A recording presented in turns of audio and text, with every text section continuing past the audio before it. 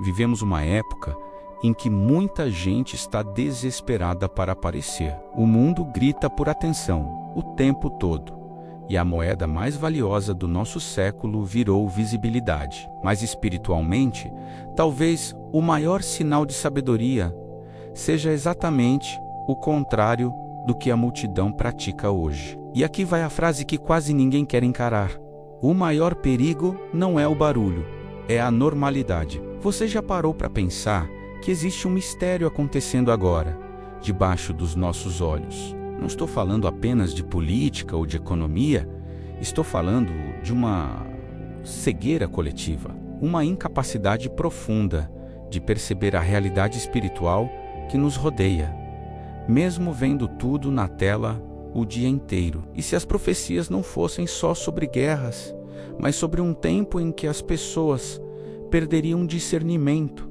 e esse tempo fosse agora? Hoje não estamos aqui para alimentar medo, nem para fazer especulações vazias sobre datas e horas que não nos pertencem. Estamos aqui para falar de discernimento e de como manter a lâmpada acesa, enquanto o mundo caminha para uma escuridão disfarçada de normalidade. Muitos sentem que algo está errado, uma tensão no ar, mas não conseguem colocar isso em palavras e ficam apenas cansados e inquietos. E a Bíblia descreveu esse cenário com uma precisão assustadora, mas não do jeito que os filmes costumam retratar. Muita gente acredita que o perigo virá apenas de grandes eventos, de crises visíveis, de um estrondo que pare o planeta. Só que a verdadeira vigilância começa muito antes de qualquer crise.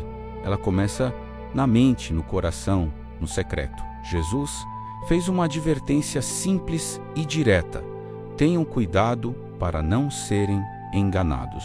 Ou seja, o perigo real descrito nas Escrituras é silencioso, é estar acordado fisicamente, mas dormindo espiritualmente. Hoje vamos desvendar o que está por trás dessa cegueira coletiva e vamos entender como algumas profecias se cumprem não no barulho, mas no silêncio da nossa indiferença. Porque quando tudo vira distração, até a fé vira um detalhe e ninguém percebe a mudança de atmosfera. E é exatamente assim que uma geração inteira pode se perder, sem perceber que está se perdendo. Vamos começar investigando um padrão recorrente nos textos sagrados: o padrão da normalidade. Existe uma passagem famosa dizendo que antes de grandes colapsos, as pessoas estariam comendo, bebendo, casando e se dando em casamento. Não há nada de errado nessas atividades em si.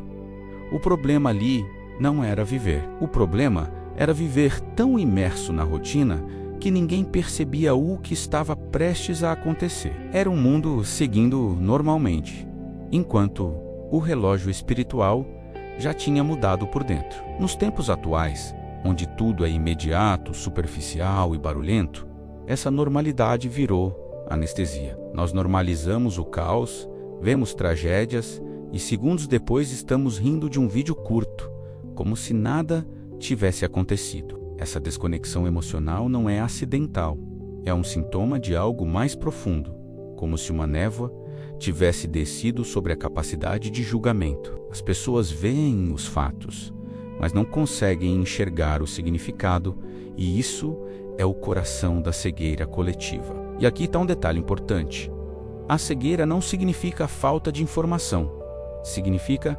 excesso de distração. A pessoa sabe o que está acontecendo, mas não tem profundidade para perceber o que isso está produzindo nela por dentro. Quem entende isso percebe que a maior proteção não vem de circunstâncias perfeitas, vem de manter os olhos abertos quando quase todo mundo decidiu fechá-los, porque a normalidade tóxica transforma o extraordinário em comum e o sagrado em ruído. Agora a pergunta inevitável é: por que essa cegueira é tão eficaz hoje? A resposta pode estar naquilo que consumimos, porque a mente humana não foi criada para processar a quantidade de estímulo que recebe diariamente. Quando você sobrecarrega um sistema, ele trava. E, espiritualmente, quando somos bombardeados por estímulos, nossa sensibilidade também trava. E uma sensibilidade travada é o ambiente perfeito para engano, para frieza, para indiferença. Isso se conecta com aquilo que a Bíblia chama de esfriamento do amor. O amor exige atenção, exige tempo, exige pausa, exige presença.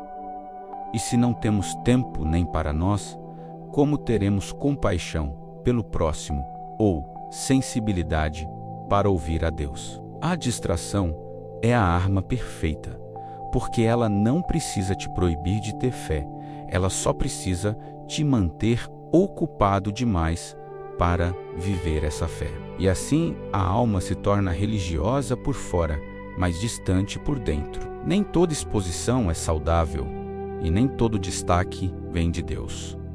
Muitas vezes, o que brilha na sua frente é só uma luz artificial projetada para ofuscar o que é eterno. Estamos trocando profundidade por novidade, e o preço disso é uma geração que sabe tudo sobre o último escândalo, mas não sabe nada sobre o estado da própria alma. E quando a alma não é examinada, ela é manipulada sem perceber. Existe também uma sabedoria em não compartilhar tudo e em observar aquilo que a multidão ignora. Enquanto o mundo busca segurança em estruturas políticas, financeiras ou tecnológicas, o mistério da iniquidade trabalha justamente na confiança cega que depositamos nessas estruturas. A falsa segurança é o terreno fértil para o colapso, porque a profecia alerta para o momento em que dirão a paz e segurança, e então virá a repentina destruição. Isso não significa que devemos viver em pânico,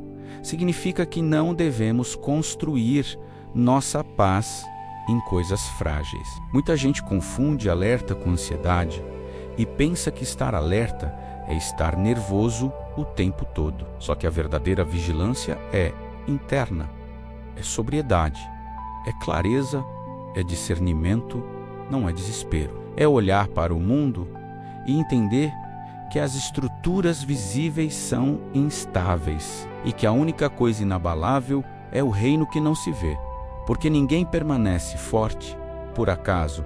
Força espiritual é construída no secreto, não no palco. Então, como sobreviver a essa era de cegueira coletiva sem ser engolido pela ansiedade e pelo ruído? A resposta é contraintuitiva. Voltar para o secreto, para o silêncio, para a disciplina interior que o mundo despreza. Ser visível para Deus e discreto para o sistema é aprender a não reagir a cada provocação que jogam na sua frente. É recusar a frequência do medo, do ódio e da polarização, e não deixar que a sua alma seja sequestrada pelo barulho. Existe uma diferença enorme entre viver com coragem e viver sem discernimento. O corajoso enfrenta o que é necessário, o sem discernimento luta batalhas que não são suas e se esgota por isso. Proteção também é saber quando recuar.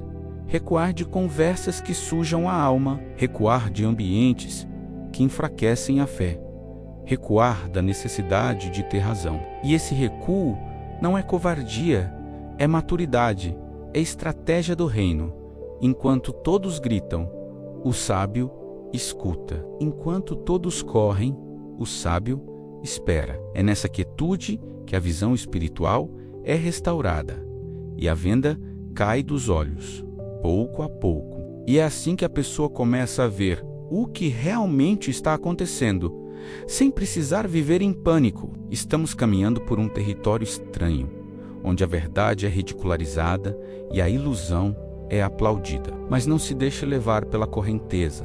A cegueira coletiva só tem poder sobre quem decide não abrir os olhos. A investigação que fizemos hoje aponta para uma direção clara: voltar para o interior, para o secreto, para a essência, para o discernimento. Nós não precisamos de mais barulho, precisamos de mais lucidez espiritual. E aqui, vai um sinal prático, simples e direto. Se você não consegue ficar 5 minutos em silêncio, sem tela, sem ruído, sem estímulo, isso já é um alerta sobre o seu estado interior. Porque quem não consegue parar, também não consegue ouvir.